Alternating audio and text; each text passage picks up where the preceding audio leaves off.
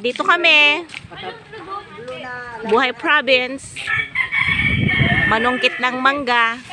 Dahil sa pinuntahan namin, walang mangga. May mangga man, bibilihin mo. Hindi kagaya dito, manunungkit ka lang. Kuha ka lang ng asin. Meron ng makakaing mangga. Nasaan na yung nakuha? Ayan. Balat-balat.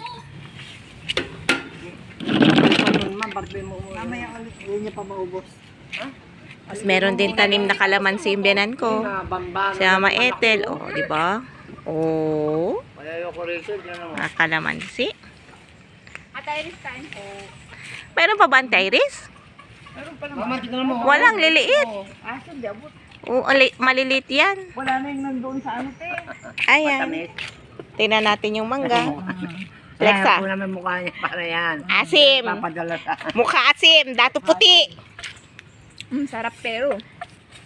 Walang ganito sa Manila. Meron kaso bibilin mo. Dito. Manulingkit ka lang. Ang maraming singkamas. Big. Mag-hello ka, Mary. Singkamos. Oo, ang daming tinda singkamas. Kain tayo. Dapat may sili yan. Mag-harvest May tayo. alamang ako doon. Dapat may sili. Kahan ang mga sili, tita, harvestan natin. Wala nga. Dito, doon oh. Ah, nga. Bari-bari. Kukuha ka man lang. Sili.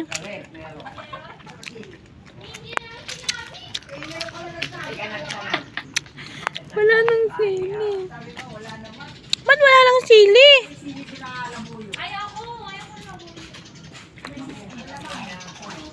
Kuha ka ng sili, Mary. Labuyo.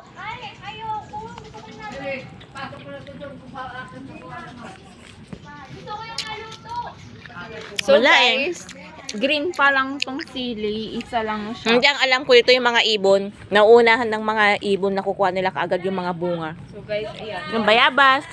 Mukhang kalamansi. Wala kami nakuhang sili, guys.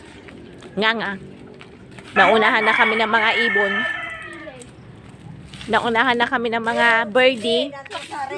Dito rin, wala na. Ne, wala na rin yung sili dito. Tinanggal nito. Bakit? Kapatay daw. Sa kwarto mo. Oh, wala rin daw kalamansi. Ayaw niya oh.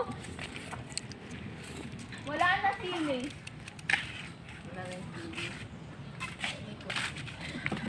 Sige. Sige. Talaga naman. Tita. Ayun na yung pain. Kakain muna kami, guys, ng mangga. Ah, sige. Ayaw niya doon. Doon naman nakaupo.